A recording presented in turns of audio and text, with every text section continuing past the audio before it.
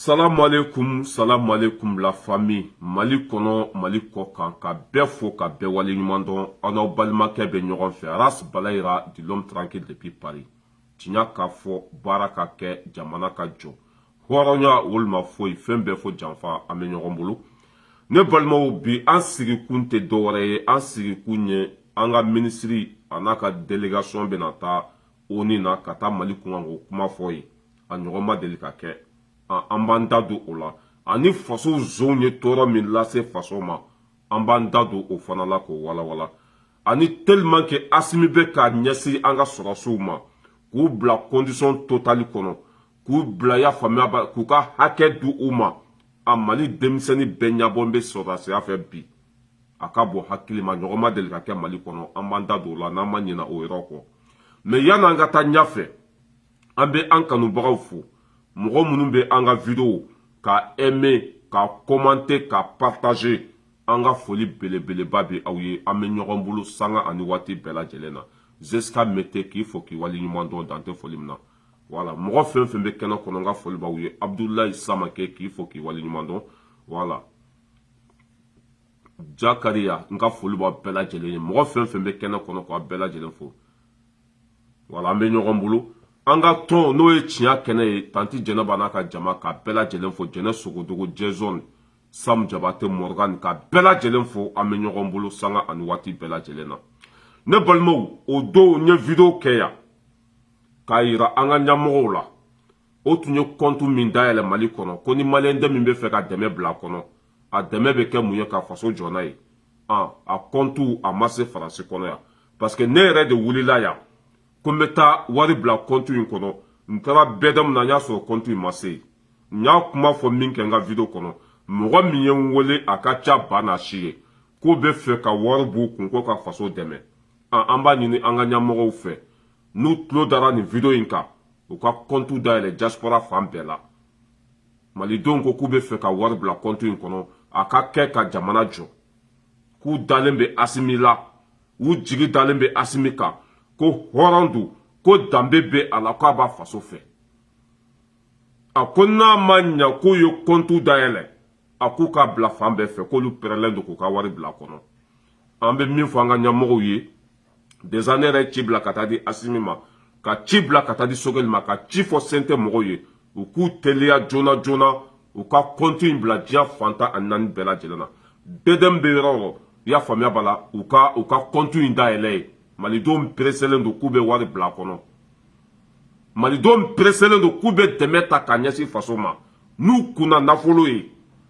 masakɛ min bɛ an kunna k'a bɛ ko o ko la k'olu bɛ sa o ko la ko an ka masakɛ n'o ye Asimi k'a ka laɲini fɛn o fɛn k'olu b'a dɛmɛ o la an b'a fɔ an ka ministre a n'an ka président a n'an ka comment s'appelle ministre de finance ye u ka banque mɔgɔw contacter joona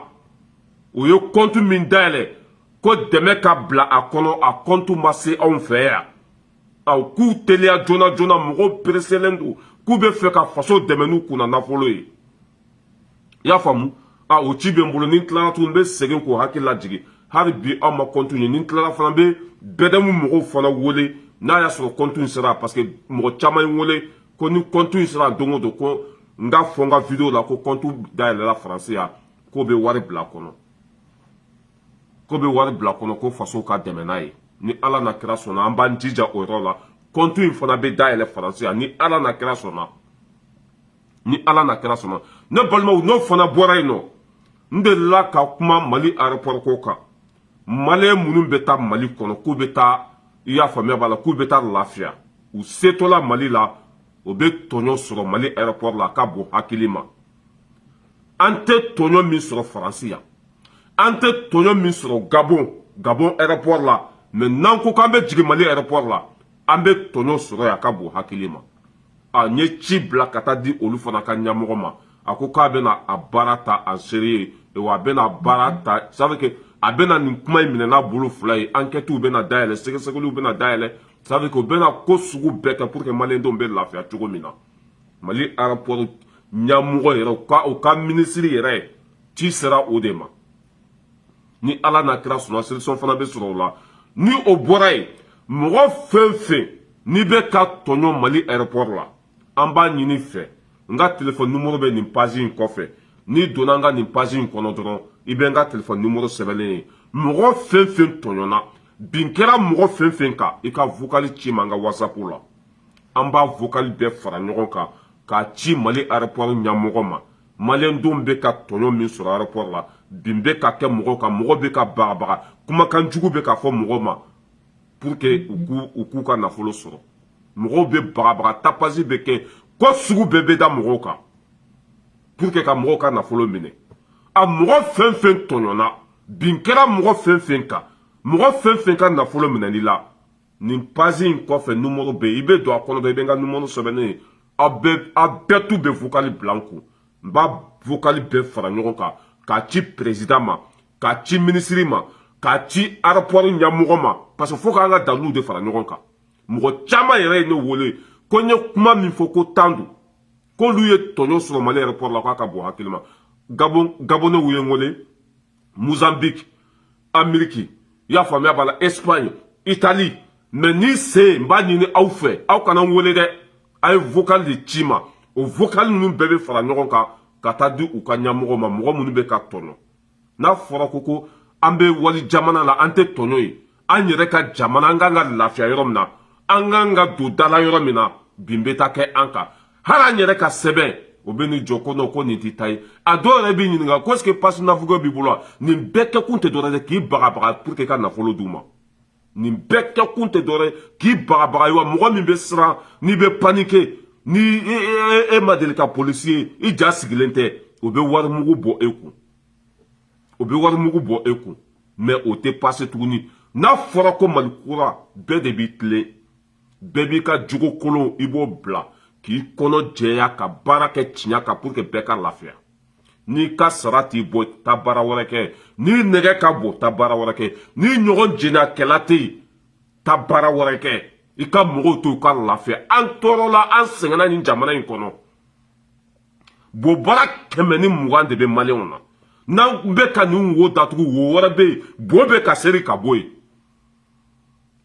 Asimi kan ka caméra cassée de bila yen tɔɲɔlikɛla fɛn fɛn bɛ Mali aéroport kɔnɔ i y'a faamuya b'a la k'a bɛɛ photo ta k'a bɛɛ wele k'a bɛɛ don kaso la Asimi kelen tɛ se ka nin bɛɛ kɛ dɛ Asimi y'a jogo ça veut dire que Asimi y'a jogo falen cogo min na ka jogo kura ta ka hɔrɔnya ta ka danbe ta maliden bɛɛ kan ka Asimi de ladege ka Sogɛ ladege Mali kura min fɔra n'an bɛɛ ma kɛ hɔrɔn ye Mali tɛ jɔ n'an bɛɛ ma kɛ danbetigi ye Mali tɛ jɔ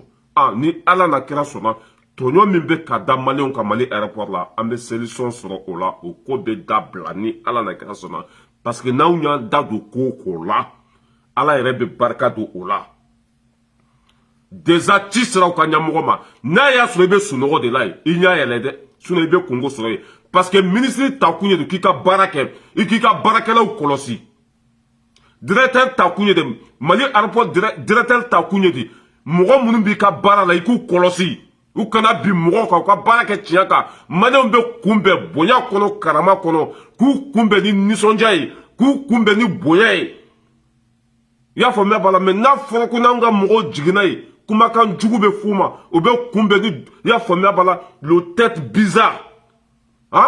ka u kunkolo kɛ cogo dɔ la k'u ɲɛ kumu ka dimi mɔgɔw kɔrɔ ka tapasi kɛ ka mɔgɔw bagabaga ka mɔgɔw ka sɛbɛn mun na ka mɔgɔw ka passeport mun na hali i yɛrɛ ka passeport u b'a fɔ k'i ta tɛ nin bɛɛ bɛ dabila Mali kɔnɔ baarakɛyɔrɔ bɛɛ b'i tilen de baarakɛyɔrɔ fɛn fɛn bɛ Mali kɔnɔ a bɛɛ b'i tilen ayiwa mɔgɔ fɛn fɛn tɔɲɔna n b'a ɲini aw fɛ Ala kama kira kama kana fɔ i bɛ n wele dɛ vocal ci n ka nin numéro la n filɛ ka kuma téléphone min na a page kɔfɛ numéro sɛbɛnnen bɛ yen i bɛ vocal bila WhatsApp la an b'a bɛɛ lajɛlen dalajɛ k'a bila ka taa d'u ma mɔgɔ hakɛ min bɛ ka tɔɲɔ Mali aéroport la a ka bon hakili ma a dossier bɛ ta en compte ça veut dire que zone fɛn fɛn bɛ k'a bɛɛ gɛn ka bɔ yen k'a danbetigidenw bila yen mais nin bɛɛ Asimi ninnu de nɔ ye coup d'état kɛra IBK ka mɔgɔ fɛn fɛn tun bɛ yen zone fɛn fɛn tun bɛ yen a si ma bɔ a place la mais a ka bɔ hakili ma quoi a ka bɔ tiɲɛni fɛn fɛn kɛra IBK kelen ma kɛ o tiɲɛni fɛn fɛn kɛra sonyani fɛn fɛn kɛra IBK kelen ma kɛ o n ko mɔgɔw de y'a kɛ IBK nɔfɛ olu mɔgɔ kelen dɔw bɛ jɔyɔrɔ la yen mais c'est honteux c'est décevant an bɛ tɛmɛ o yɔrɔ la ne balimaw an b'a fɔ ko alhamdulillah rabbil alamin an bɛ ala fo k'ala barikada Sogɛli Kokala Mayiga ani comment s'appelle cɛ tɔgɔ Jopu o bɛna taa ONU na ka taa kuma Mali tɔgɔ la ni ma fili le 14 juin walima le 15 juin o bɛ bɔ Mali kɔnɔ ka taa ONU la Amérique ka taa kuma Mali tɔgɔ la ni y'a siɲɛ fɔlɔ de ye a ma deli ka kɛ o b'a yira k'a fɔ ko an ka yɛrɛma hɔrɔnya k'an seginna o kɔnɔ Mali an danbe an seginna o kɔnɔ an yɛrɛ de bɛ an ka fɛn bɛɛ kɛ an yɛrɛ ye bi o ye ala tanu ye baaraba de bɛ ka kɛ kunu ni Mali tun bɛ taa kuma ONU na o tun bɛ tɛmɛ par la France u yɛrɛ tun tɛ se ka taa Faransi de tun ye anw kumada ye ONU na an ka hɛrɛ tɛ min na o de bɛ taa fɔ ye Mali bɛ ci cogo min na o de bɛ taa fɔ ye mais alhamdulillah rabbil alamin bibi na anw yɛrɛ ka ministriw de bɛ taa kuma cela veut dire que an yɛrɛ ka jamana kunkanko kuma olu yɛrɛ de bɛ taa fɔ malidenw ça veut dire que an yɛrɛ tɔgɔ la quoi u bɛ taa kuma an yɛrɛ tɔgɔ la bi wali mɔgɔ tɛ kuma anw tɔgɔ la wali jamana tɛ kuma anw tɔgɔ la nin bɛɛ ala tanu de an bɛ dugawu kɛ Mali jɔli fanga ala ka nɔgɔya Assimi n'a ka mɔgɔ bɛɛ lajɛlen ŋaniya min b'u kɔnɔ ka jamana in bɔ dingɛ in kɔnɔ ala ka ŋaniya ala ka sabati ala ka dusu don kɔnɔ dusu min bɛ hɛrɛ lase maliden bɛɛ lajɛlen ma ne balimaw n'u bɛ segin fana n'an bɔra a dati kalama an b'o fana fɔ mɔgɔw ye u bɛ segin don min na maliyɛn den bɛɛ ka bɔ k'u kunbɛn parce que a ɲɔgɔn ma deli ka kɛ o depuis ala ye Mali da Faransi de bɛ kuma Mali nɔ la ONU na Mali tɛ Faransi ye Mali président tɛ Faransi président ye Mali ministre tɛ Faransi ministre ye mais olu de tun ye anw kumada ye ONU na an tun se ka foyi kɛ an yɛrɛ ye mais alhamdulillah rabbil alamin an bɛ ka fɛn bɛɛ kɛ an yɛrɛ ye bi an bɛ ka kuma an yɛrɛ tɔgɔ la an yɛrɛ de jɔlen bɛ n'an ka ko bɛɛ bi o b'a yira k'a fɔ an tun bɛ jɔnya min kɔnɔ an bɛ ka bɔ jɔnya kɔnɔ dɔɔni dɔɔni an bɛ ka kɛ an yɛrɛ ye an bɛ ka fɛn bɛɛ lajɛlen kɛ an yɛrɛ ye nin bɛɛ ala tanu de o de la an bɛ fɔ mɔgɔw ye fanga min bɛ an kunna bi an ma deli ka président ɲɔgɔn sɔrɔ denmisɛnnin fitinin san 39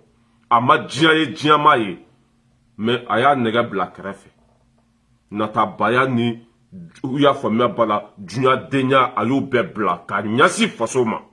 fɛn min bɛ hɛrɛ lase bɛɛ ma a bɛ k'o baara de kɛ bi o de la mɔgɔ o mɔgɔ n'i ko bɛ cɛ in kɛlɛ i tɛ se a la a bɛ tiɲɛ de kan a b'a faso fɛ cɛ o cɛ n'i ko bɛ Assimi kɛlɛ walahi bilahi i tɛ se Assimi na ka da kun jumɛn kan a bɛ tiɲɛ de kan ka da kun jumɛn kan a b'a faso fɛ a n'a b'i kun na k'i bɛ Assimi kɛlɛ i tɛ se n'a tun bɛ nkalon kan là d'accord mais a bɛ baara min na président ma deli k'a kɛ a bɛ baara min na a ka bon hakili ma e b'o kɛlɛ ka taa min o tɛmɛnen kɔfɛ ka bɔ yen maliden bɛɛ b'a kɔ maliden bɛɛ lajɛlen b'a fɛ e b'o kɛlɛ ka taa min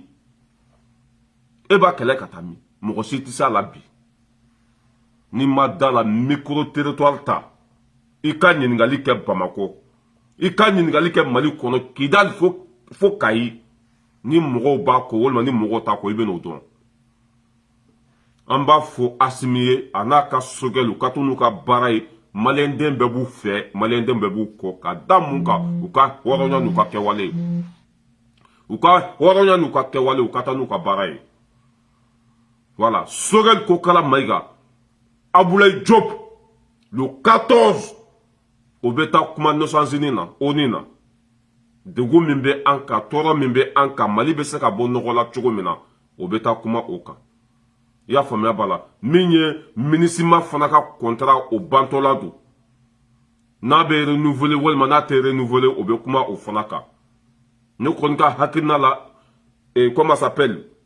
MINUSMA in u ka contrat u ka kase ka bɔ yen an yɛrɛ k'an ka fɛn bɛɛ kɛ an yɛrɛ ye an ni Irisi tɛgɛ bɛ ɲɔgɔn bolo mais komi n tɛ se ka kuma kan fɔlɔ mais ŋaniya min bɛ an ka mɔgɔw la u bɛ fɛ ka taa kuma ye ni MINUSMA bɛ kɛlɛ kɛ ko ni MINUSMA n'u bɛnna par exemple an ka mɔgɔ minnu bɛna taa kuma ye ça veut dire que u bɛ fɛ ka taa fɔ dɔrɔn ni MINUSMA bɛ fɛ ka to Mali kɔnɔ n'u bɛ fɛ ka kɛlɛ kɛ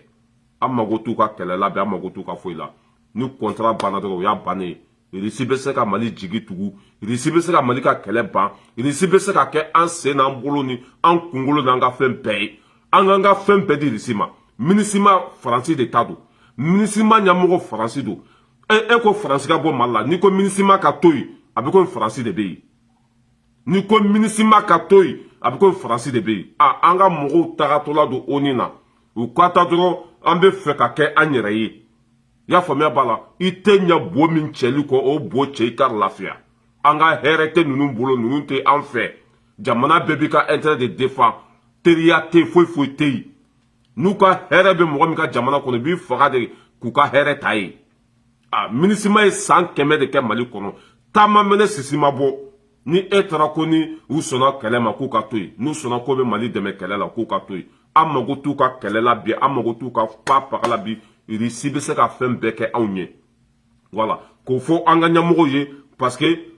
voilà an b'a ko ninnu kalama dɔɔni o bɛ parce que n'u taara yen sa MINUSMA ka contrat bantɔla don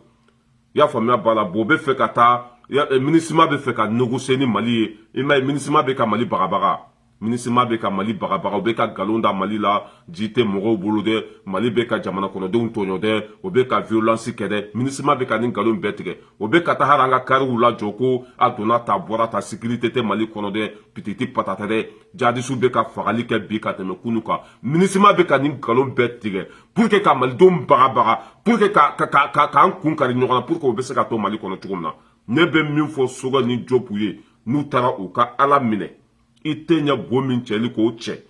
n'a ma ɲɛ k'i y'i jugu dɔn i débarrasser ka bɔ i jugu la n'a ma ɲɛ k'i y'i jugu dɔn i ma bɔ i jugu la MINUSMA toli Mali kɔnɔ a tɛ maliden si arranger MINUSMA ka to Mali kɔnɔ an ka sira t'a la Russie a bɛ ka minɛn feere an ma Russie bɛ ka an dɛmɛ k'an ka jamana basigi Russie bɛ ka fɛn bɛɛ kɛ an ye an ni Russie ka to ɲɔgɔn bolo an ni jamana foyi kana teriya kɛ ne ye Russie tɛ an k'an ka fɛn bɛɛ di Russie ma an bɛ fɛn o fɛn k'an ni Russie ka kɛ o ye ne ka hakilina ye mais n'aw taara ko MINUSMA n'aw bɛ fɛ ka to Mali kɔnɔ n'a b'an dɛmɛ kɛlɛ la n'a bɛ fɛ ka to Mali kɔnɔ a bɛ marifa ta a b'an dɛmɛ ka jugu kɛlɛ jugu bɛ se k'a yɛrɛ kɛlɛ wa jugu bɛ se k'a yɛrɛ kɛlɛ wa mais k'olu de tun bɛ Mali kɔnɔ u ye mun kɛ foyi wa bi bi in na hali kunna sini cɛ souterrain de b'u bolo bɛ ka yala Moti ko ji tɛ mɔgɔw bolo ko an ka ɲɛmɔgɔw tɛ baara foyi la o de kɛ Asimi Fuwalasi 156 Asimi o de di fantanw ma mais MINUSMA ka contrat bannen min kɛ setɔ filɛ nin ye o bɛ ka anw ka ɲɛmɔgɔw bagabaga pour que o bɛ se ka to Mali kɔnɔ o bɛ ka population fɛngɛ ka taa ji di olu ma pour que population ka fɔ k'olu ka to yen ne bɛ min fɔ Sogɛl ni Jobu ye n'aw tɛ ɲɛ bo min cɛli kɔ a y'a cɛ an ka hɛrɛ tɛ ninnu bolo ninnu tɛ an fɛ ninnu ka sira tɛ an na foyi u ka intérêt min bɛ Mali kɔnɔ tɛ fɛ k'a bila ni MINUSMA fɔr'i ye Faransi de fɔr'i ye ni MINUSMA ɲɛmɔgɔ fɔr'i ye Faransi don i y'a faamuya ba la an k'an débarrasser ka bɔ ninnu na an k'an ka fɛn bɛɛ minɛ ninnu na an ka ninnu ye k'u to yen pewu ka ninnu to jamana o jamana kɔnɔ basigi tɛ n'a ye u ma taa kɛlɛ foyi la n'u y'a gagné u ma taa mɔgɔ si dɛmɛ i y'a faamuya ba la n'i ye hɛrɛ sɔrɔ an y'o bɛɛ dɔn ka ban an ye Barkani gɛn ka RFI gɛn ka Takuba gɛn ka bɛɛ lajɛlen gɛn MINUSMA min bɛ Mali kɔnɔ n'aw taara ONU na a ye décision ta malidenw b'aw kɔ malidenw bɛ aw fɛ jama bɛɛ b'aw kɔ a ye décision ta siɲɛ kelen MINUSMA o ka yen bila contrat kana renouveler MINUSMA ka contrat kana renouveler ni MINUSMA fɔr'i ye Faransi de fɔr'i ye an ka to Poutine bolo an ka to Poutine kɔ an ni Poutine k'an tɛgɛ di ɲɔgɔn ma déjà ni Poutine bɛ ɲɔgɔn bolo foyi tɛ se Mali la ni k'i bɛ bin Mali kan bi Poutine b'i kɛlɛ ni k'i bɛ Maliyɛnw kɛlɛ bi Poutine b'i kɛlɛ an ka to Poutine kɔ an k'an tɛgɛ di a ma k'an ka fɛn bɛɛ kalifa a la parce que ale de y'an dɔ ye mɔgɔninfin n'i bɛ gɛlɛya kɔnɔ mɔgɔ min bɛ don i jigi kɔrɔ o de y'i dɔ ye waati min na an faw bɛ ka sa an baw bɛ ka sa Faransi ma sɔn ka marifa feere an ma u ma sɔn ka avion feere an ma u ma sɔn ka foyi kɛ anw ye hali an ye avion min san u y'a bloqué ya faamuya bala u y'a bloqué waati min na an faw n'an baw bɛ ka sa an ka dugu bɛ ka jeni u t'an ka hɛrɛ fɛ an bɔra tiɲɛ kalama an bɔra bɛɛ kalama a n'a tɛ ɲɛ bo min cɛli kɔ a y'a bo cɛ aw ka lafiya Sogɛli ko Kala Mayiga aw tagatɔ filɛ Nations Unies kɔnɔ ŋaniya min bɛ aw la ka taa kuma ni MINUSMA bɛ fɛ ka Mali dɛmɛ kɛlɛ la ni MINUSMA bɛ fɛ ka kɛlɛ kɛ nin sen n'an bɛnna ko aw bɛ to yen cɛ an tɛmɛna waati ninnu na sa o ŋaniya de b'an ka ɲɛmɔgɔw kɔnɔ wala k'a fɔ u ye depuis u ma taa u ka décision ta u ko u jɔ u jɔyɔrɔ la MINUSMA ka to yen de u ka kɛlɛ kɛ Mali kɔnɔ s'en fout de tout ça ni MINUSMA sɔnna kɛlɛ ma Mali kɔnɔ de u ka to yen ni MINUSMA sɔnna k'a bɛ Mali dɛmɛ ka mais biɲɛkala ɲi n'a sen dalen bɛ biɲɛkala kan u bɛ ye wa u tɛ ye an k'an débarrasser ka bɔ ninnu na an ka jɛ ninnu kɔ an ka ninnu ka fɛn bɛɛ ye k'a to yen an kana cɛ ninnu ye dimi don an na ka mɔnɛ don an na k'an ka jamana k'a dafiri k'a filenkolon ci ka dagakolon ci k'an kɛ falatɔw ye k'an kɛ yatimɛw ye hali bi n'an ko k'an bɛ négocier ça veut dire ka bɛnkan ɲini an ni olu ɲɔgɔn cɛ mais a tɛ passer quoi a tɛ passer bon o de bɛ n bolo o yɔrɔ la Sogɛli ko Kala Mayiga ani cɛ tɔgɔ Jopu bɛ taa le 14 walima le 15 Nations Unies la o bɛ taa kuma Mali tɔgɔ la i y'a faamuya b'a la mais nin yɔrɔnin u k'u hakili to nin yɔrɔnin na MINUSMA ka contrat foyi kana renouveler u k'u bila ka taa u ka dugu la sɔrɔdasi 115 o de tun bɛ Mali la a man ka dugu bali ka jeni u ka avion tɛ Yada Agali ye u ka avion tɛ Amadu Gufa ye u ka avion tɛ jihadistes tagatɔ ye ka taa an ka dugu jeni mais n'a fɔra k'u bɛ ka gɛn ka bɔ Mali kɔnɔ u ka avion bɛ an ka sɔrɔdasiw ye ka nkalon da an ka sɔrɔdasiw la ka taa mɔgɔw faga k'u bila dingɛw kɔnɔ k'u ka avion bila sanfɛ k'o filmer ko an ka mɔgɔ de ye nin tiɲɛni kɛ u ka avion b'o o ye mais an ka dugu fɛn fɛn jɛnna u ka avion m'o ye u ka radar m'o ye u ka foyi m'o ye cɛ an ni ninnu ça veut dire que an ni ninnu ka hɛrɛ tɛ ɲɔgɔn bolo kɔ an ka kɛ Ala kama an ka jɛ ninnu kɔ MINUSMA tagatɔla min filɛ nin ye n'u bɛ bo fara la n'u bɛ nkalon tigɛ la n'u bɛ ka citerne fa ji la ka taa di fantanw ma n'u bɛ ka ça veut dire que maliyɛnw bagabaga an ka Ala minɛ an tɛ ɲɛ bo min cɛli kɔ an ka cɛ voilà n bɛ bɔ yen tanti Mayimuna Kamara k'i fɔ k'i waleɲuman dɔn Abdulayi Samake mɔgɔ fɛn fɛn bɛ kɛnɛ kɔnɔ a bɛɛ ka foli bɛ yan ne balimaw n'an tɛmɛna ka bɔ yen Asimi bɛ baara la Mali kɔnɔ bi a ka bɔ hakili ma nin cɛ in an b'a kɔ an b'a dɛmɛ ni hɔrɔn tun tɛ an tɛ tugu a kɔ ni silamɛ tun tɛ an tɛ tugu a kɔ ni danbetigi tun tɛ an tɛ tugu a kɔ a bɛ ka ko kɛ Mali kɔnɔ président ma kɛ ministre ma kɛ mɔgɔ si ma kɛ wa an bɛ sa a kɔ Asimi ka wuli ka jɔ a n'a ka hɔrɔnya n'a ka cɛsiri Mali denmisɛnnin bɛɛ ɲɛbɔn bɛ sɔrɔdasiya fɛ bi Mali denmisɛnnin bɛɛ bɛ fɛ ka don sɔrɔdasiya la hali ne yɛrɛ denkɛ fɔlɔ n denkɛ fɔlɔ min bɛ Mali la n y'a wele n ko est ce que sɔrɔdasiya ka d'a ye k'ale bɛ sɔrɔdasiya fɛ kojugu k'ale bɛ fɛ ka don sɔrɔdasiya la ne yɛrɛ denkɛ fɔlɔ n y'a wele ni Ala na kira sɔnna komi a si ma se a ma dɔɔni mais an bɛna ko ɲɛɲini a k'a ka kalan daminɛ depuis sisan ne yɛrɛ denkɛ fɔlɔ n y'a wele o don ko est ce que i bɛ sɔrɔdasiya fɛ a ko fɛn man d'a ye ka sɔrɔdasiya bɔ wa grâce à Asimi kana ka sɔrɔdasiw bila u ka condition kɔnɔ ka minɛn san ka di sɔrɔdasiw ma sɔrɔdasiw ka wari bɛ ka da di cogo la dɔ farala sɔrɔdasiw ka sara kan bi Mali denmisɛnnin bɛɛ kɛra sɔrɔdasiya fɛ cɛ hadamaden cɛbakɔrɔ n'i donna baara min na a to ça veut dire que a ka dɔn ye quoi n'i donna baara min na a to a ka dɔn k'a fɔ ko karisa de donna nin ko in na a y'a ko kɛ ka se fɔ a dan na bi mɔgɔ hakɛ min tun bɛ ka taa kunu sɔrɔdasiya la tile o tile mɔgɔ 100 bi an bɛ fɔ mɔgɔ 1000 ani 500 de la tile o tile kunu Mali ça veut dire que mɔgɔ si yɛrɛ tun tɛ fɛ ka don sɔrɔdasiya la mɔgɔ si tun tɛ fɛ ka don sɔrɔdasiya la mais bi tile kelen o tile kelen mɔgɔ 1000 ani 500 o de bɛ ka sɔrɔdasiya ɲini Mali kɔnɔ o b'a yira k'a fɔ ko baara tacogo ka ɲi ɲɛmɔgɔ min bɛ an kunna cɛ baara bɛɛ tɛ se ka kɛ tile kelen baara bɛɛ tɛ se ka kɛ tile kelen an bɛ taa dɔɔnin de an ka cɛ lamɛn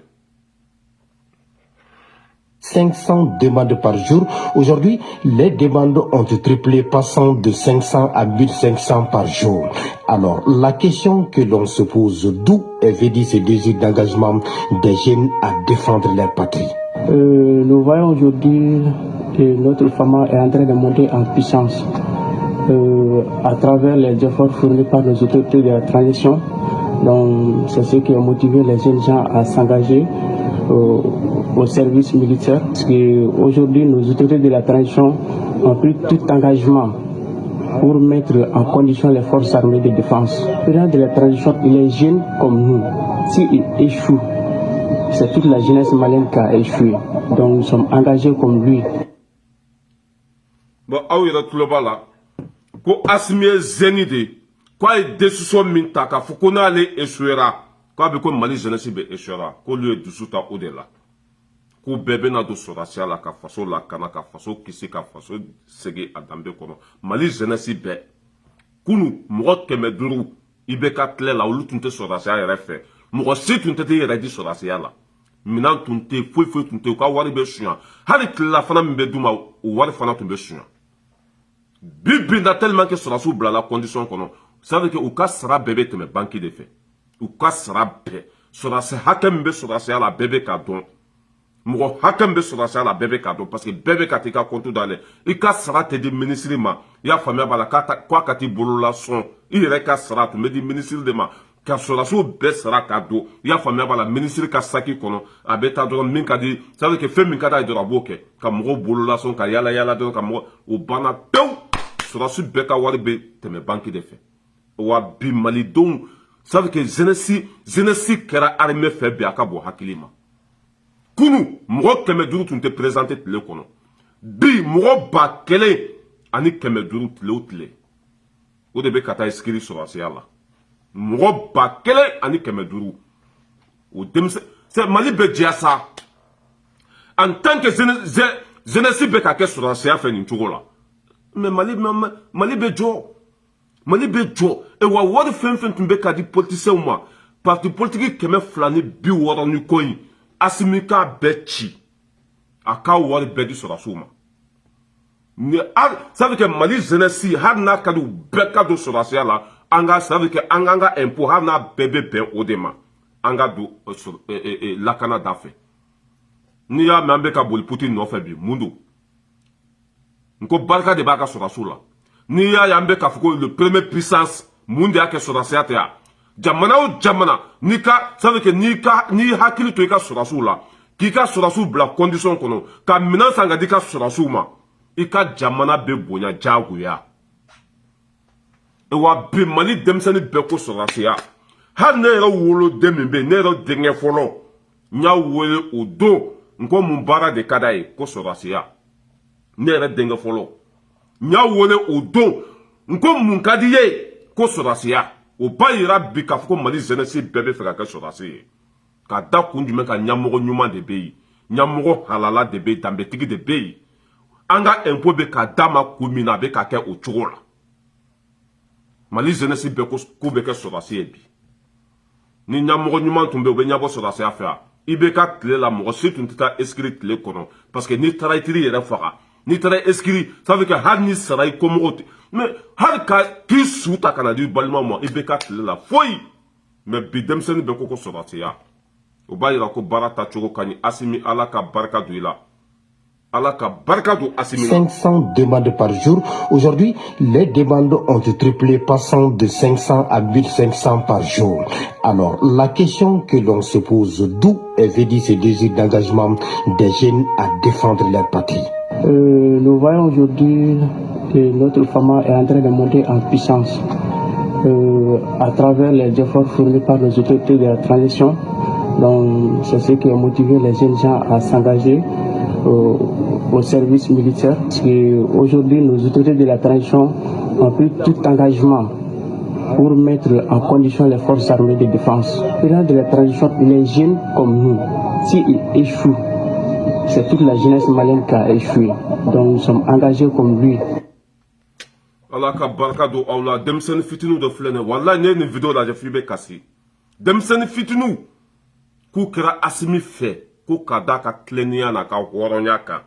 anaka faso kanuka ko lu demsenu fana be wuli ko ka fara asimi ka ko ka faranga sola suka ko ka mali sege adambe kono te mali be jiasa te nu horon be jamana kuna be jodi ni halala dembe jamana kuna be jo ni danbetigi den bɛ jamana kunna a bɛ jɔ ni maa ɲɛnama den bɛ jamana kunna a bɛ jɔ mais hɔrɔnkolon hali n'i y'a bila arijinɛ kɔnɔ a bɛ boli ka bɔ nin cɛ in tɛ tila anw na nin cɛ in anw t'a labila nin cɛ in an bɛ sa a kɔ ala ye sabali d'a ma ka muɲu d'a ma ka hakili d'a ma ka hɔrɔnya d'a ma ka fɛn bɛɛ lajɛlen d'a ma denmisɛnnin fitinin a tɛ vɛsi don a tɛ basanbaw don a tɛ waso a tɛ diya don o don fini kelen don o don samara kelen monturu kelen depuis a kɛra président monturu kelen an b'an ka sanu falen zira la an tun bɛ ka mɔgɔ min ɲini o de ye Asimi ye an ye kɛlɛ kɛ mɔgɔ sugu min nɔfɛ o de ye Asimi ye an ka laɲini tun ye min ye n'an ye kɛlɛ kɛ san 7 in kɔnɔ ala y'an ka kɛlɛ wolo hɛrɛ de la o hɛrɛ de ye Asimi ye e min sigilen b'i ka salon kɔnɔ hasiri denya la Asimi ma ɲi Mali gɛlɛyara nin denmisɛnnin bɛɛ filɛ nin ye u bɛɛ kɛra faso fɛ bi e bɛ kodɔn ka tɛmɛ nin bɛɛ kan denmisɛnnin bɛɛ kɛra faso fɛ bi denmisɛnnin bɛɛ bɛ k'i cɛsiri ko ka da mun kan Asimi ka hɔrɔnya e bɛ kodɔn ka tɛmɛ Mali bɛɛ kan Bubakar Jakite ka foli b'i ye e bɛ kodɔn ka tɛmɛ nin bɛɛ kan wa Mali filɛ dɛ Mali seginna danbe kɔnɔ Mali jeunesse bɛɛ wulila bi ko bɛ kɛ sɔrɔdasi ye ka da mun kan ko ɲɛmɔgɔ min bɛ ko hɔrɔn don ka da mun kan ko ɲɛmɔgɔ min bɛ k'a bɛ ka sɔrɔdasiw ka hakɛ d'u ma ka da mun kan ko sɔrɔdasiya k'a bɛ ka diya tama bi anw ka armɛw de bɛ wuli ka taa jihadisiw faga bi anw ka kanw tɛ jeni bi anw ka duguw tɛ jeni bi dugu 100 ani kɔ de ça veut dire que dugu 100 ni kɔ o de kɛra Mali ta ye bi dugu 100 ani kɔ o de la ni ne mɔgɔ ye ko bɛ Asimi kɛlɛ ko bɛ Asimi tɔgɔ tiɲɛ i bɛ k'i yɛrɛ sɛgɛn fu i bɛ k'i yɛrɛ sɛgɛn fu kana kɔrɔbɔ n'i y'a kɔrɔbɔ i ka malo b'a da fɛ n'i y'a kɔrɔbɔ i bɛ lebu kana kɛlɛ danbetigi don halaladen don faso den ɲuman don mɔgɔ n'i ye malidenw ça veut dire que n'i ye malidenw ɲininka 100 o 100 sigi la a 100 bɛɛ lajɛlen ko cɛ in ka ɲi ko hɔrɔn don ko danbe b'a la e bɛ kodɔn ka tɛmɛ nin bɛɛ kan wa e kunkolo ka bon ka tɛmɛ nin bɛɛ kan an ka to a kɔ ji bɛ don kɔ la dɔɔni dɔɔni wa muɲu de bɛ si bɔ sɛfan na sabali o de ɲɔgɔn tɛ an bɛ pasante k'a filɛ dɔɔni k'a dɛmɛ dɔɔni k'a kɔnpanye dɔɔni ni faso ko don o bɛ dɔn ni baarakɛla don o bɛ dɔn o dɔnna déjà yɛrɛ an bɛ to a kɔ dɛ wala an b'a dɛmɛ ne balimaw an ɲɛ bɛ faso denjuguw la u wulila nin tile fila in na malo da ka gɛlɛn tulu da ka gɛlɛn goyo da ka gɛlɛn pɔfɔrɔn da ka gɛlɛn ne y'a fɔ aw ye aw bɛ mɔgɔ minnu kɔ an b'olu de ka dingɛ kɔnɔ bi aw bɛ ka mɔgɔ minnu dɛmɛ arasa n'a nɔfɛ mɔgɔ ni pititi patata ninnu aw bɛ ka mɔgɔ minnu dɛmɛ bubu sise pititi patata an b'olu de ka dingɛ kɔnɔ ça veut dire que san 1 sonyani tɛ dɛ san 2 sonyani tɛ dɛ k'a daminɛ 2013 ka na o sonyani tɛ dɛ corona daminɛ 2020 corona daminɛ wari min débloquera 500 milliards a kɛra cogo min na n bɛn'o vocali k'a la aw bɛɛ lajɛlen b'a lamɛn o de la ne y'a fɔ Asimi ye n'a y'a sɔrɔ peine de mort b'an ka constitution kɔnɔ maliden bɛ loi min voté n'a b'a kɔnɔ zon fɛn fɛn bɛ k'a bɛɛ minɛ k'a bɛɛ faga n'o kɛra mɔgɔ tɛ sonyani kɛ Mali kɔnɔ tuguni n'a y'a sɔrɔ peine de mort b'an ka constitution kɔnɔ mɔgɔ fɛn fɛn tɔgɔ yɛrɛ sonyani na ka juru don a bɛɛ kan na k'a bɛɛ faga n'o kɛra mɔgɔ tɛ sonyani kɛ ça veut dire que sonyani ka jugu jamana ma ka tɛmɛ fɛn bɛɛ kan wa zon minnu filɛ n'u y'an ka nafolo suɲa u ka jugu ni jihadisiw ye u ka jugu ni yadagali ye u ka jugu ni furahunɛ u ɲɔgɔn kafiri dɛmɛwolo dugukolo kɔ kan tɔɔrɔ min bɛ an kan kɛlɛ min bɛ jihadisiw ye fanga sɔrɔ ninnu de y'a lase an ma n'a y'a sɔrɔ peine de mort bɛ anw ka constitution kɔnɔ n'a bɛ yen an b'a ɲini an ka juges fɛ k'a ɲini an ka sariyatigiw fɛ ça veut dire que hali n'u m'u faga bɛɛ ɲɛna n'a fɔra k'u minɛna ka don kaso la u kana bɔ tuguni quoi u sata ka kɛ o kaso ye k'u faga kaso kɔnɔ u kana bɔ tuguni mɔgɔ fɛn fɛn ye sonyani kɛ k'u bɛɛ faga bilahi n'o kɛra Mali bɛ jɔ i ka wari bɛ boron suguba la i bɛ taa fo Tokyo avion bɛ dan yɔrɔ la i bɛ taa ka segin ka na dalen sɔrɔ yen wallahi n'u ma peine de mort boli mɔgɔw kan miliyari siyɔnnaw n'u ma peine de mort boli miliyari siyɔnnaw kan billahi siyɔnni tɛ dabila peine de mort ka boli o kan ne balimaw an bɛ fanga kɔrɔ mɔgɔw ka tɔɲɔ de kɔnɔ ne ɲa bɛ dɔw la ko y'a fɔ ko an kana coup d'état kɛ ko an ye coup d'état kɛ ala n ko saga denya man ɲi fɛn dɔnbali denya man ɲi nataba denya man ɲi nata de bɛ mɔgɔ kɛ jɔn ye nata o de bɛ mɔgɔ kɛ saga ye dɔ kɛ bali bila e bɛ kɛ jɔnden fo ka taa dugukolo meleke a jɔnden de kuma an y'a fɔ a ye ko jɔn fɔlɔ de coup d'état kɛ jamana kɔnɔdenw na c'est pas le président n'a nɔfɛ mɔgɔw u ta tɛ fɛn min ye o y'o ta wari min dir'u ma k'u k'a don lakana ye o y'a dun u taara baara min kama ma se k'o kɛ a bɛ sariya yɛrɛ kɔnɔ ni président taara baara min kama n'a ma se k'a kɛ a y'a bɔ yen aw ka mɔgɔ wɛrɛ ta a bɛ sariya bɛɛ kɔnɔ président de ça veut dire que bɛɛ jigi ye président de bɛɛ fa ye président de bɛɛ ka ɲɛmɔgɔ ye président de o sariya taara ka di président de ma k'a ka kɔlɔsi n'ale kɛra o tiɲɛbaga ye ne bolo ale de ye jamana janfa sariya fɛn fɛn taara Mali kɔnɔ a bɛɛ lajɛlen bɛ ta ka di président de ma ale de ye juges ka ɲɛmɔgɔ ye ale de ye sɔrɔdasiw ka ɲɛmɔgɔ ye ale de ye maliyɛn den bɛɛ lajɛlen ka ɲɛmɔgɔ ye n'ale kɛra o sariya sɔsɔbaga ye ale de ye jamana janfa wa walima jɔn de y'a janfa coup d'état kan ka k'a la walima coup d'état man ka k'a la bon i bɛ sagaden ani nataba ninnu de Mali kɔni coup d'état bɛ an b'o tɔɲɔ de kɔnɔ an bɛ coup d'état non an bɛ mara jugu de tɔɲɔ kɔnɔ ani fɛn dɔnbali ni lagasa minnu tun bɛ an kunna banyɛrɛyew an b'olu de ka kɔlɔlɔ kɔnɔ coup d'état tɛ dɛ embargo tɛ foyi foyi tɛ an bɛ ninnu de ka kɔlɔlɔ kɔnɔ n bɛna dalilu d'i ma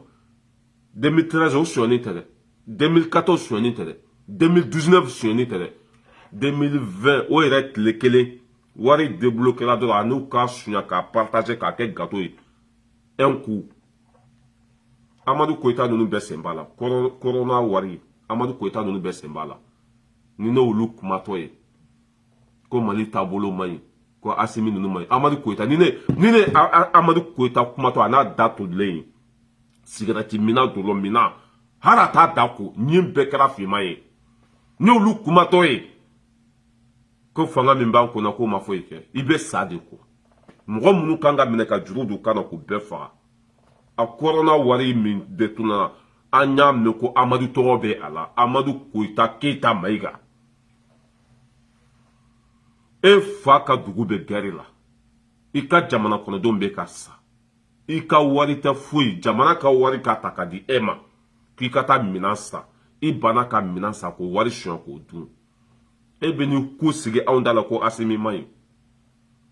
kɔnɔ a tɛ e bolo ko Ala ye dilan minisa anw gɛngɛ kɔnɔ a t'e bolo ko Mali sigira bi de kɔnɔ a t'e bolo ko an wolola bi de e tun bɛ kojugu la don min na o don an tun ma wolo mais e gɛnnen ka bɔ kojugu la bi e bɛ n'i jɔ a ko e bɛna dɔ ka kojugu fɔ or que e yɛrɛ ye kojugukɛla de e de y'anw ka jamana ci mais a ka bon hakili ma quoi hɔrɔnkolon danbɛnta marilankolon majugu o ka n'i sigi n'a dabara ye mais c'est décevant an ka cɛ lamɛn pour que vidéo kana jɛn an ka cɛ lamɛn. Assalamu alaikum yurugu kata asoro ka asama ka bomu ye fon covid ye war kasabi muni jamana ye ataka do coronavirus kelali la domaine bela jelina akera anga docteur so bawu ye wo akera docteur so fitini ye wo akera anga douane ye wo akera fawo fay énergie ja ambe ka foko jigi sema yiri ni oluye anga ni 39 milliards bisaba nobolen do olula ka foko uma o 39 milliards ni uma o di desebagato mu ni akonfora ko ka watan shegin di uma jamana kolola la mauma be no ni coronavirus ye dankarike otigi ka barala walma aye otigi la mogo ka soro nagashi ko ka 180 di o ma nɔbɔlen do o ɲɛmɔgɔ ba min na jigisɛmɛ yiri ja fɛn bɛ yen nɔ fɛn mu ni a ka jugu ni o ta ye siɲɛ 100 n bɛna na yuruguyurugu min fɔ information di aw ma tan information kɔnɔ écrit la u kɛlen do k'a fɔ ko tontine à ciel ouvert ko ja ko an ka coronavirus wari wari kasa di miliyari caman talen mun gundo ko ka coronavirus kɛlɛ ni a ye ja ninnu filɛ k'a kɛ tɔn de ye u ni ɲɔgɔn cɛ ka a wari ka tila u ni ɲɔgɔn cɛ u n'u kɛrɛfɛmɔgɔw bɛɛ lajɛlen a ye kuma lamɛn ka ɲa n ye o de fɔ an ye a minɛ ka bɔ aujourd'hui Mali de la an baara ɲɔgɔn donc n bɛna na k'a daminɛ fo ka taa a ban maa o maa bɛ yen nɔ domaine o domaine bɛ yen nɔ ni yuruguyurugu kɛra o kɔnɔna la n bɛna o de lase aw ma u ma sɔn ka a mɔgɔw tɔgɔ fɔ nka a bɛɛ lajɛlen ka poste fɔlen don wa a yuruguyurugu kɛra domaine o domaine kɔnɔ ani yɔrɔ o yɔrɔ la dɔgɔtɔrɔso o dɔgɔtɔrɔso kɔnɔ baara yɔrɔ o baara yɔrɔ kɔnɔ a bɛɛ lajɛlen fɔlen don gafe nin kɔnɔ aw ye a lamɛn ka ɲa n bɛna na a fɔ aw ɲɛna kelen fo ka taa a ban minisiri kɔrɔw bɛ a la wa hali premier ministrew bɛ a la an ka dɔgɔtɔrɔsobaw Gabriel Touré Point G Kati dɔgɔtɔrɔso wo docteur an ka région bɛɛ lajɛlen dɔgɔtɔrɔso commune 1 maires bɛ a la commune 2 commune 3 commune 4 commune 5 commune 6 bɛɛ lajɛlen Bamakɔ sigida 6 kelen bɛɛ lajɛlen o bɛɛ lajɛlen tɔgɔ fɔlen don dossier min kɔnɔ aw ye a lamɛn ka ɲa a fɔlen don dossier min kɔnɔ ko ces irrégularités relevées par le bureau du vérificateur général qui les a consignées dans un rapport rendu public concernant ko ni yuruguyurugu gafe mu ni vérificateur général ye a la kodɔnya bɛɛ ye u ye a bila bɛɛ lajɛlen sagoya la ka bɛɛ labɔ a kalama u ko a kelen don mɔgɔw tɔgɔ bɛ a kɔnɔ a mɔgɔ fɔlɔ o de ye président de la chambre de commerce et d'industrie du Mali ni o ye CIN ye an ka feere sanni feere o soba ɲɛmɔgɔba commerce et industrie chambre de commerce et industrie ko o ɲɛmɔgɔba ko o tɔgɔ bɛ a la kun jumɛn na u ko des marchés d'acquisition des masques par la chambre de commerce et d'industrie du Mali CCIM sans contrat à hauteur de 9 milliards 462 500 000 francs CFA. Ko u ye contrat dɔ di chambre de commerce ye contrat dɔ di maski sanninko la ni o ye n'u bɛ feere ni fɛn mun ye ka se ka i yɛrɛ kisi ka bɔ coronavirus ma ko u ye contrat kɛ contrat mun ni des marchés d'acquisition de masques par la chambre de commerce et d'industrie du Mali sans contrat ça u ye sanni kɛ maski sanni kɛ ka sɔrɔ contrat sɛbɛn gafe o tɛ a la à hauteur de 9 milliards 462 millions millions kɛmɛ naani ani 62 ani 500 000 ani 100,000 milliard 9 millions kɛmɛ naani 62 ani million ani 100,000 ko o yuruguyurugu ko o yera chambre de commerce ka marché santɔ la marché mun contrat yɛrɛ fɛnɛ ma kɛ a la ni u ye a kɛ ni Côte d'Ivoire entreprise dɔ ye entreprise ivoirienne ko a kɛra ni o de ye o tɛmɛnen kɔ des droits d'enregistrement et de redevance de régularité non exigés par la CCIM pour 378 087 500 francs CFA. Des droits d'enregistrement et redevances de régulation non exigées. C'est-à-dire où enregistrement donc redevance sera fait, régulation là, car son ouma a exigé, ouma a bambamba, et commerce, chambre de commerce et d'industrie du Mali, clé fait, ni au FNF fait, où il y a 378 millions que ça va, ani biwolov ni chegi, ani 87 500 francs, ani watan, ani shegi ani do kɛmɛ damadɔ ko o filɛ yurugu kɛra chambre de commerce et d'industrie kelen de fɛ o tɛmɛnen kɔ mun ye directeur général du FGSP ko FSGP, je ne sais pas un acronyme au Kolala, il s'agit de montants non déposés dans les banques par le directeur général du fonds de garantie du secteur privé. Voilà, il y a un fonds de garantie du secteur privé et warmumbe no et nafolo somimbe no ni au garantie lendo et secteur privé fait kenyere ye barakela ou oluka domeni ko o Kolala ko war haket dobe no o tukan kata verser et banki la ko o warin ko mata banking na o mata continue kono donc o wara fene be ben 6 milliards 500 millions de francs CFA milliard woro ani million keme duru o war be ben o ma donc o kro directeur général du FGSP ale fene ye o yurugu o temenen ko munye est coordinateur du projet Djigiseme Yiri anye o fo onyana kateme un montant non transféré par le coordinateur du projet Djigiseme Yiri pour un montant de 30 milliards 97 millions 471 525 francs. Ko milliard bisaba ani e million bi konoto ani wolonvla ani e wa keme million wa keme wa bishegi voilà wa bishegi ani non wa bi konoto ani keme damado voilà wa bi konoto ani keme damado ko Djigiseme Yiri nyemo mu ni desebagato ka war dira ale de ma ko aka akla desebagato ni nyonche wa tan shegi projet ni dira ale de ma ko milliard bisaba o de warin je o war bet ni milliard bisaba ni kononto di donc milliard kononto o de tara war projet d'affaires nga munye milliard bisaba ani million bi kononto ani wolonvla ani wa bi kononto ani do donc allez o yurugu o temenen ko des dépenses indues effectuées par le coordinateur du projet Djigiseme Yiri pour un montant de 25 millions 200 000 francs CFA. Otemenen ko aka au domaine clé kono Djigiseme Yiri munye million bi mwanduru 25 millions 200 000 millions mwanduru aliwa binani ko ofene yurugu ko oyera aleka un niveau là. Munye régisseur du ministère des Maliens de l'extérieur. Maliens de l'extérieur ministère mu beneno anga Malien mununi olube jamana koka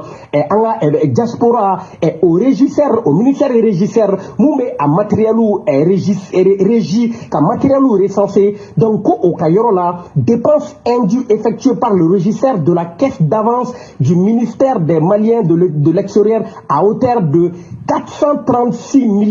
679 741 francs CFA. Mounye 1 million kemenani ani bisaba ani woro ani wa kemeni bisaba ani buruburu. Million kemenani ani bisaba ni woro ani wa kemeni bisaba ani buruburu ko oyera Malien de l'extérieur au ministère fallait régisseur au yuru yera aleka un niveau là mounye deux ex-ministres comme ministre Krofla une dépense indue au profit d'un opérateur économique ordonné par un ex-ministre de l'économie et des finances et un ex-ministre de l'industrie et du commerce pour un montant de 2 milliards 85 millions 600 000 francs CFA. Comme un ministre Krofla, un ministre Krofla ou Kouye est dépensé donc Kanyesi opérateur économique qui doma sera nyemro badoma montant mini au kera un ministère de ex-ministère de l'économie et des finances ni au kera ministre Mukabara Benendo est soroko ani jamana ka dépenser ko nyana bolima ani ex-ministre de l'industrie et du commerce ministre Mukabara Benendo anga izinko ani estani fere ko nyana bolima ko au ministre Flau oluye koke Kanyesi est sorot la mo badoma yurugu ni atara 2 milliards fla ani 85 millions million bisegi ani duru ani wa kemeni muga milliard fla million bisegi ani duru milliard fla million bisegi ani duru ani wa kemeni muga ko yurugu ko oyira ale kayro la awi ala mede hali amase atlante la folo kuma te ka alaba o de fora u fleka warin de klakla uni nyonche maléon ansa kuma te menanka ko régisseur du ministère de la sécurité et de la protection civile. Mounye un ministre so minka bara beneno en sécurité sabatilima, en lakana sabatilima, ani ambolofeu et ko et des dépenses irrégulières. Ko est dépensé et bembali dépensé mouni et dépensé du régisseur d'avance du ministère de la sécurité et de la protection civile pour Bomba joya encore pour que vidéo kana jena bet la ka ke vidéo ka blanga pasi sans faire obita belame en satuma temenan ka miana e wani wari fenfe shona bubu sise semba bela 500 milliards min débloquera 500 milliards coronavirus kube bana kumbeni aye fantaw ma furake amado minana amado fuila a wari tila cogo filɛ dɛ ça veut dire que mali tun kɛra zonbugu de quoi zonbugu wa o dugu tɛ yen min sen t'a la o cercle tɛ min sen t'a la ça veut dire que o y'a kɛ gâteau de ye quoi ka tila moti a bɛɛ la ça veut dire k'a tila quoi an faw bɛ ka sa an baw bɛ ka sa o de la ni ne ye kafiri kumatɔ ye bi ne bɛ yeliw la de miliyari tɛ ka sunya bi an ka impôt bɛ ka taa kɛ cogo la cɛ min b'an kunna danbe bɛ a la i bɛ ka tile de filɛ nin ye dɛ wari min débloqué kɛra ko coronavirus o dɔrɔn de filɛ nin ye dɛ san 10 in sen t'a la san 20 tɛmɛnenw sen t'a la o de la ni Assimi ninnu ma peine de mort c'est à dire que n'u ma peine de mort n'u ma laɲanamaya ni ne kɛra président ye don o don n ye n kali ala la ala min ka bon n ka kali ma peine de mort n b'a laɲanamaya hali ni ne yɛrɛ woloden ye sonyani kɛ n bɛ juru don a kan na k'a faga ni o ma kɛ jamana tɛ jɔ mɔgɔ ma c'est à dire que miliyɔn 1 ma suɲɛ miliyɔn 2 ma suɲɛ mɔgɔ 1 fɛ miliyɔn 10 tɛ c'est à dire que mɔgɔ 1 o 1 bɛ yen u ka sonyani tɛ dan miliyɔn 10 ma miliyɔn 100 ma dɛ centaine de milliards mɔgɔ 1 b'o de détourner miliyari joli mɔgɔ 1 e b'o wari kɛ ne yɛrɛ t'a dɔn u bɛ nin wari in kɛ fɛn min ye quoi nin wari in bɛ taa min u b'a ɲun ka taa n'a ye lahara de wa u b'a bila dugukolo duguma de wa u bɛ taa ne yɛrɛ t'a dɔn nin wari in bɛ se ka bɔ jamana kɔnɔ cogo min na quoi waati min na o balimaw bɛ ka sana ɲimi u sigiɲɔgɔnw bɛ ka si kɔngɔ la jamana kɔnɔdenw tɛ ka baara sɔrɔ o y'an ka nafolo tiɲɛ cogo filɛ nin ye ka tila u ni ɲɔgɔn cɛ k'an faso kɛ zonbugu ye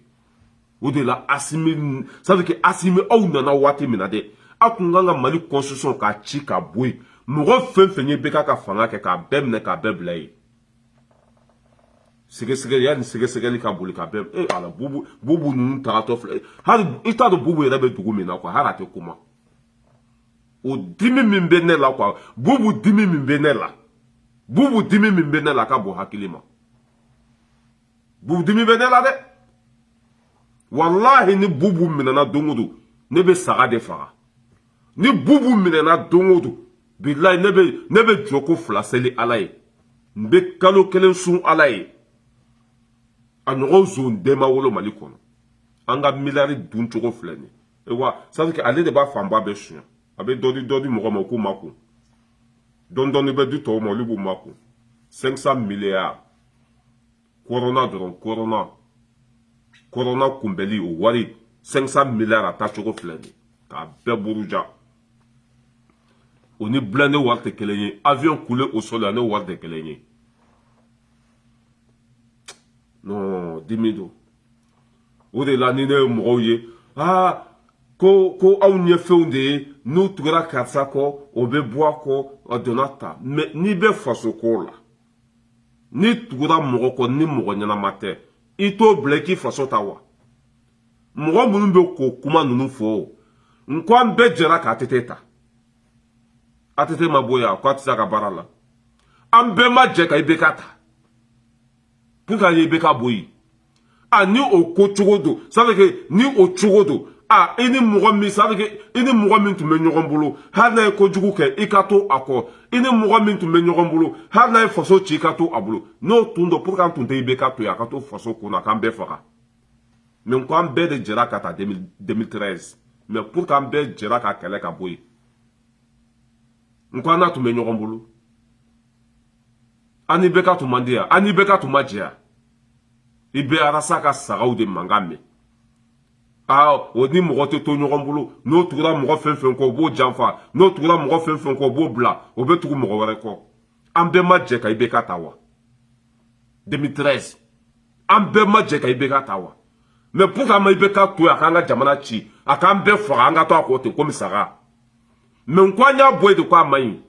ka na ni mɔgɔ wɛrɛ ye a jamana jɔla hɔrɔnden bɛɛ bɛ tan de n'i ka danaya da mɔgɔ kan n'a bɔra i jigi kɔrɔ i b'a bila i bɛ faso ta n'i ka danaya da mɔgɔ kan n'a kɛra hɔrɔnkolon ye i b'a bila i bɛ tugu fasoden ɲumanw kɔ mais ko i ka tugu mɔgɔ kɔ a tɛ tiɲɛ kan danbe t'a la foyi arasa filɛ nin jɔn bɛ arasa invité mali kɔnɔ bi jɔn de bɛ arasa invité mali kɔnɔ bi arajo si tɛ min b'a invité fo arajo so kelen ko aranpare ani dɔ in bubu ka arajo so in n'o tɛ jɔn bɛ arasa invité a tugura arasa ko o y'a bila an kɔni b'an ka sira de kan an tɛ bɔ mɔgɔ kɔ an bɛ mais e bɛ arasa ko e bɛ ka dɔ fara i ka jahanama kɔnɔ don de kan i bɛ k'a dɛmɛ nkalon min kan ça veut dire que nkalon bɛ mɔgɔ lase jahanama kɔnɔ ni tugura mɔgɔ kɔ n'a tɛ tiɲɛ k'a bila ni tugura mɔgɔ kɔ ni hɔrɔn t'a bila ni tugura mɔgɔ kɔ ni zon d'a bila mais ka tugu mɔgɔ kɔ ko an tugura kɔ n'an ko an bɛ bɔ a kɔ k'u b'a fɔ ko hɔrɔn kɔnɔ de mais e kafiri de e kafiri de n'o tun do pour que alimami joli bɛ sali ni mɔgɔ ye misiri kɔnɔ pour que an tɛ to ni alimami kelen ye alimami joli de bɛ sali ni mɔgɔ ye misiri kɔnɔ dɔ bɛ na dɔ b'a bila dɔ bɛ na dɔ bɛ mais ko an ka to ni ale de ye hali n'a ma ɲi an ka to a kɔ n'an bɔra k'o kɔrɔ k'an tɛ hɔrɔn ye an ka to ni ale ye hali n'a ma ɲi e ne mais vous êtes malade ou quoi vous êtes con vous êtes tellement bête mɔgɔ min tɛ hɔrɔn ye a bɛ jɛnɛya kɛ a minɛna kakalaya la a minɛna wariminɛ la a minɛna nkalontigɛ la yan sɔnkolon bɛɛ b'a la diɲɛ kɔnɔ yan i bɛ mɔgɔw de ko a taara arasa t'a la dɛ arasa bɛ tiɲɛ kan d'a dɔn n'a ta bɔra tan ala kana mɔgɔ si kɛ sagaden ye maliyɛn bɛɛ n'i bɛɛ ka jɛra 2013 pour que o ma to a kɔ ko an n'a jɛra n'an ko k'an bɛ bɔ i bɛ k'a kɔ mɔgɔ bɛ n'a fɔ k'an ye hɔrɔnkolon ye pour que an ma to a kɔ pour que an ma to fanga la yen mais ko an y'a bɔ yen k'a da mun k'a ma ɲi ni ma ɲi mɔgɔ b'i bila de non mais ko c'est vrai mɔgɔw hali u tɔgɔ yɛrɛ fɔli ko a nafa parce que u ka dɔnta ka dɔgɔ u ka dɔnta ka dɔgɔ faso jɔ la ni tugura mɔgɔ kɔ n'a ma ɲi a bila i ka mɔgɔ ɲɛnama ɲini jamana bɛ jɔ cogo de la mais e ka tugu mɔgɔ kɔ a ma ɲi ko e ka to o ko tigi ma ɲi a tɛ se ka faso jɔ barika t'a la n'o faso bɛ jɔ cogo jumɛn jamana kɔnɔdenw bɛ hɛrɛ sɔrɔ cogo jumɛn jamana bɛ avancer cogo jumɛn i b'ale de bɔ yen ka mɔgɔ wɛrɛ ta mais ko ni n'a jɛra ni ko i bɛ bɔ a kɔ k'o tɛ hɔrɔnya ye ni mɔgɔ jɛra ko hali n'a bɛ nkalon kan k'i ka to a kɔ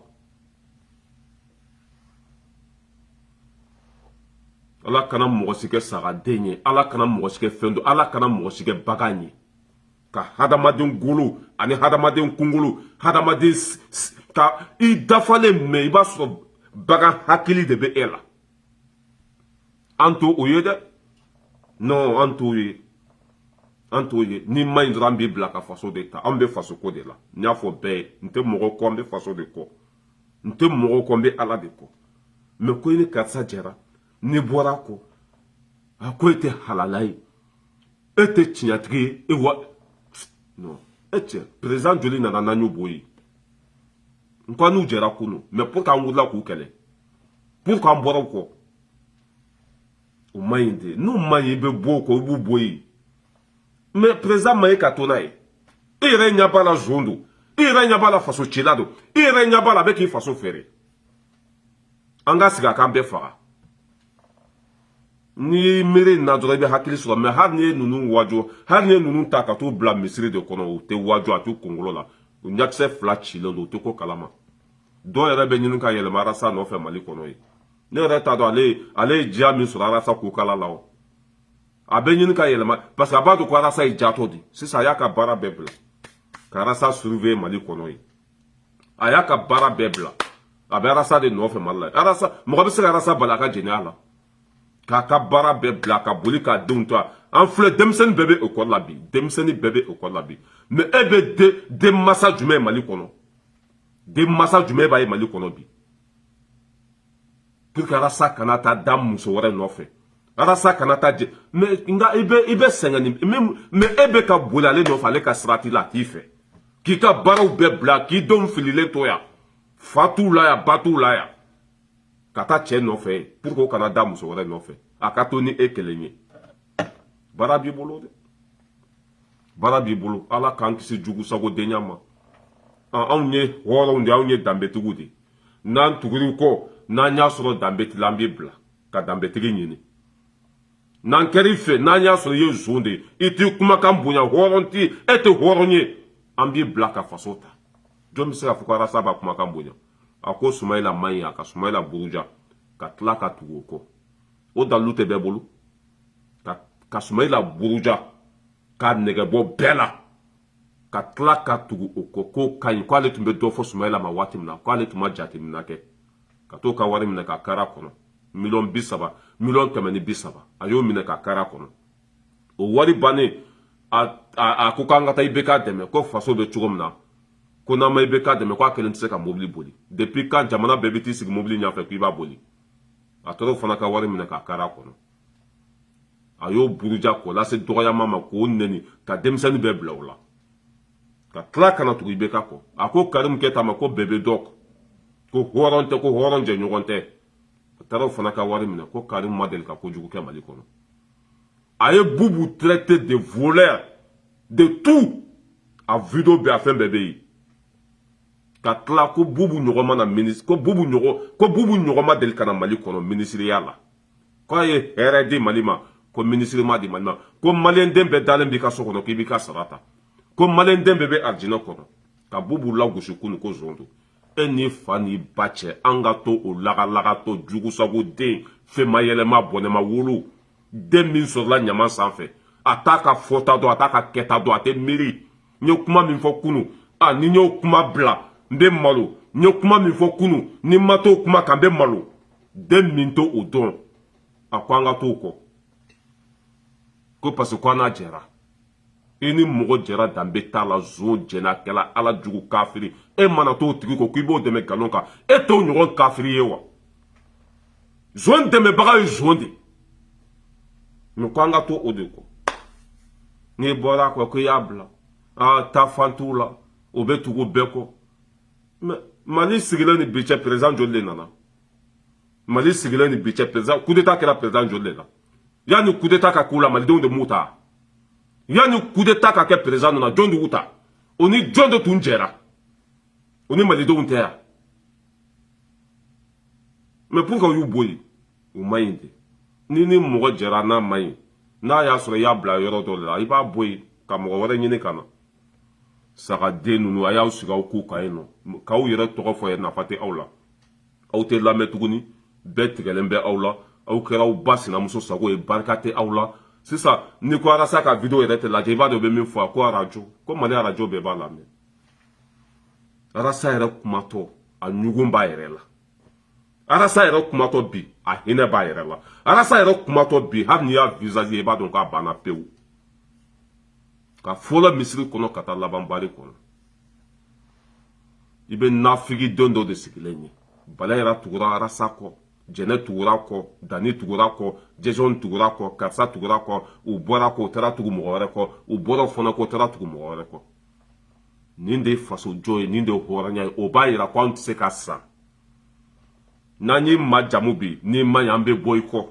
o bɛ halaladenya yira o bɛ hɔrɔnya yira o bɛ tiɲɛ yira mɔgɔ tɛ se k'anw san mais n'i sanna i bɛ sa jɔndenya la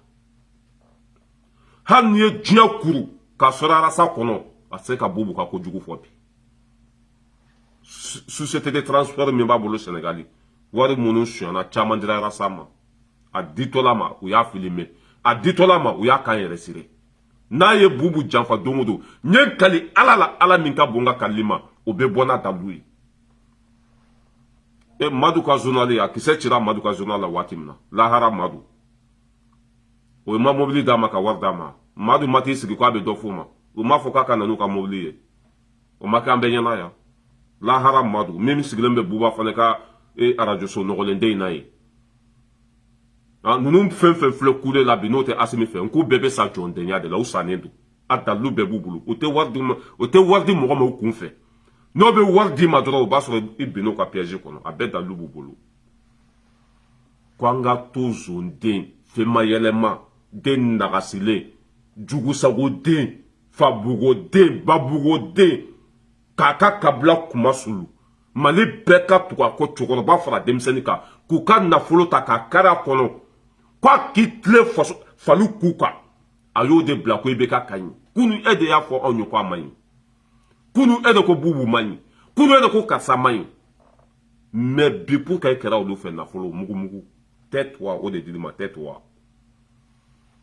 a den min sanna ne ka to o kɔ den min tɛ se ka tiɲɛ fɔ Mali kɔnɔ ne ka to o kɔ den min kɛra ba sinamuso sago ye ne ka to o kɔ ni ne tora o kɔ o tɛ ne yɛrɛ kɛlɛ jugusagoden ye o nera sa jɛra o bɔra kɔ o tɛ se ka to mɔgɔ kɔ e lagasa den ala ka hinɛ la k'i dayɔrɔ sumaya i y'an ko kiti min na ala ka nɔgɔya hɔrɔnden bɛɛ bɛ komi anw an tɛ san ye wa an tɛ mɔgɔ sago kɛ an tɛ to mɔgɔ kɔ komi wulu na kukala ni ka ɲan bɛ tugu i kɔ ni ma ɲan b'i bila o de ye anw ta ye mɛ ka to mɔgɔninfin kɔ komi bagan wulu na kukala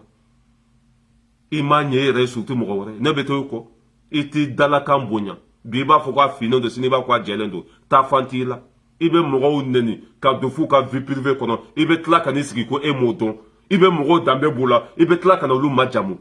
han a bɛ komi sunguruba n'a b'a mago ça veut que n'a b'a mago nɔfɛ don min na n ka cɛ o ye majigi dan ye dɛ o ye kumakan duman dan ye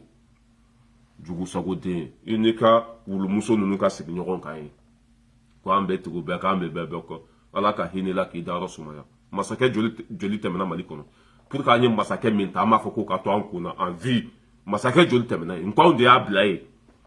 don min na a bɛ bila n ko ani anw de tun ka di don min na an b'a ta ka bila ye n ko ani anw de tun bɛ yɛlɛ ɲɔgɔn fɛ mais pour que bi ani anw kɛlɛla pour que bi anw ta kɔ pour que bi anw ɲɛ bɔ yen fasojɔ o cogo de o c'est ça le malijɔ ne kɛr'i fɛ malijɔ de kama faso kanu de y'an lase ɲɔgɔn ma sinon n t'i dɔn an tɛ bɔ dugu kelen na an ma lamɔ yɔrɔ kelen faso kanu de y'an lase ɲɔgɔn ma ani e y'o faso bila n'an fana y'o bila e nɔfɛ an kɛra hɔrɔnkolonden ye o jamana tɛ jɔ a e nana an sɔrɔ faso ko min na han walima an tugura kɔ faso ko min na ni e y'o bila an bɛ taa n'an ka sira de tout droit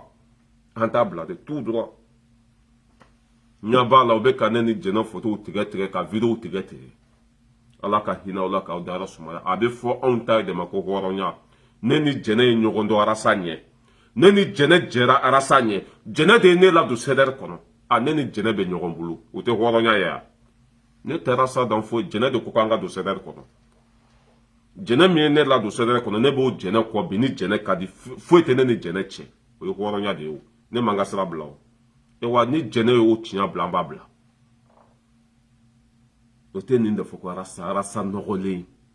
arasa kakala kumakan bɛ n bolo yan a julankolon bɛ n ka telefɔni kɔnɔ yan lagasa a julankolon bɛ n bolo yan a kumakanw bɛ n bolo yan den halakilen den nagasilen mɔgɔ min y'a fa fulaw neni k'a ba fulaw neni ka jamana président buruja yan ka fɛn o hakɛ bɛ to yan arasa salen de filɛ n'a bɛ ka tagama quoi arasa su de bɛ ka kuma bi mali kɔnɔ su a salen sinon tɔ foyi t'a la bi hali kuma yɛrɛ nɛgɛ t'a la mɛ n'i ye mɔgɔw ka wari minɛ i b'a baara kɛ jagoya faso kumasuluden an tɛ to a kɔ dɛ an bɛ don a kɔnɔ de an b'a ɲun de ka yaala n'a ye jugusagoden n'a ka wulumuso sigilen bɛ bamakɔ ye ka jɛ denmisɛnninw bɛ kalan de la sa ekɔli taara yɔrɔ bɛɛ e bɛ denbayatigi jumɛn ye mali kɔnɔ ni jatɔ tɛ e bɛ denbayatigi jumɛn ye mali kɔnɔ ni sunguruba tɛ e nana arasa sɔrɔ a ka kakalaya la ko arasa kana ku di mɔgɔ wɛrɛ ma ni e tɛ baara b'i bolo dɛ baara b'i bolo wulucɛ ni wulumuso olu bɛ tɛmɛ fɛn na mɛ ko arasa kana jɛ mɔgɔ wɛrɛ nɔfɛ n'ale tɛ sisan surveillance don ni arasa senɔ sigi taara kɛ bamakɔ sisan kalo kelen kalo fila bamakɔ biribiri kalo kelen kalo fila bamakɔ sunguruba yɛrɛ trɛtilen muso tɛ furu la a bɛ ka den sɔrɔ ni ne olu kuma to k'olu bɛna kuma devant le peuple mɛ dabalibanko don quoi ni muso tɛ furu la n'i ye den sɔrɔ e kɛra su de jɛnɛkɛla k'a firi ala jugu danbe bɛ e la i b'olu de sigilen ye k'olu b'u da don faso ko la e min yɛrɛ jɔ bɛ faso jɔ wa e ma k'i yɛrɛ e bɛ kɛ faso fɛ yan mais c'est bon tɛ n bɛ aw bila yan ka cɛ c'est pas la peine yɛrɛ ka ninnu tɔgɔ fɔ quoi c'est même pas la peine mɔgɔ minnu banna mɔgɔ t'u lamɛn tuguni mɔgɔ t'u kɔ tuguni bɛɛ taara ni sen fila ye i b'o jugusagoden ninnu de sigilen ye ah tɛ n bɛ arasa kɔ dɛ arasa fo saya ni n bɔra arasa kɔ n tɛ n ba den ye ni n bɔra arasa kɔ tan mɔgɔ bɛ to tori kɔ an y'a ta ka bila sanfɛ a bɛ bin n'i y'a ta ka bila ni tabali sanfɛ a bɛ bin tori arasa ye tori de i b'a ta ka bila tabali sanfɛ a bɛ bin i b'a ta ka bila sanfɛ a bɛ bin o tuma an b'an si kɛ k'a ta ka bila sanfɛ n'a ma ɲɛ an b'a bila ka dɔ kɛ jugusagodenya la n'aw tun ka ɲi mɔgɔw tun bɛ kɛ aw fɛ n'aw tun ka ɲi nin jama in tɛ aw bila sanga min tun b'aw la kunu aw ni aw fa n'aw ba tɛ ko hali ni mɔgɔ kelen de b'olu lamɛn olu b'u ka sira kan hali ni mɔgɔ kelen de b'u lamɛn olu m'u ka sira bila e mi ka sira bila jɔn de ko Sumayila man ɲi yan jɔn de tilara ka tugu Sumayila kɔ jɔn de ko IBK man ɲi yan jɔn de tilara ka tugu IBK kɔ jɔn de ko Bubu man ɲi yan jɔn de tilara ka tugu Bubu kɔ jɔn de y'a fɔ ko Isaka Sidibe jɛnɛya kɛ assemblée kɔnɔ ka tila ka taa alimami muso minɛ jɔn de y'o kɛ yan o ye hɔrɔn taabolo ye Isaka Sidibe jɛnɛya kɛ jɛnɛya man ɲi ɲɛmɔgɔ a Mali bɛɛ tun bɛ yen kɔ e tɛ ɲɛmɔgɔ ye yan Mali bɛɛ tun bɛ yen kɔ e tɛ ɲɛmɔgɔ ye yan e tilara i yɛrɛ ka alimami muso k'o suɲa ka taa bila fo Yirimajɔ du dɔ kɔnɔ yen muso zɔn ala ka hinɛ u la kafiridenw i ɲɛtugu bɛɛ nagasilen yan Abicamu filɛ nin o ta tiɲɛna Abicamu ale tɔnin kɛra kɔnɔbara de bɔbaraw banna sotoroma bɔli bolo ne yɛrɛ ɲɛ tɛ den ɲɛnamasila nin jɛkulu in kɔnɔ ye k'u tɔgɔ yɛrɛ fɔ barika t'o la Arasa den ka kɔrɔ ni Asimi ye Asimi tɔgɔ bɛ bɛɛ da kɔnɔ ni Arasa tun tora ka sira ka tu dɔrɔn a ma Bubu ka wari minɛ a ma IBK ka wari minɛ a ma Karimu ka wari minɛ ka to a ka sira ka nana cogo min na ka t'o kan Asimi tun tɛ nin place in sɔrɔ hɔrɔnkolon den hali n'i y'a bila alijinɛ kɔnɔ a bɛ bɔ alijinɛ kɔnɔ ka taa don jahanama kɔnɔ ɲamankan den hali n'i y'a bila alijinɛ kɔnɔ a bɛ bɔ alijinɛ kɔnɔ ka taa don jahanama kɔnɔ ala ma nin da taɲɛ kama tori don n'i y'a ta ka bila sanfɛ a bɛ bin n bɛ aw bila yan ala ka bi nɔgɔya ala ka bi diya ala ka minɛnko bɛɛ lajɛlen nɔgɔya k'an sɔn minɛn fa merci beaucoup Saran Jalo n ka foli b'i ye Mama Kulubali k'aw bɛɛ lajɛlen fo Sam Jabate mon respect à toi Abdoulaye Samake an bɛ ɲɔgɔn bolo ka bɛɛ tu fo Zeska Mete n ka foli b'aw bɛɛ lajɛlen ye aw ni ce aw ni baraji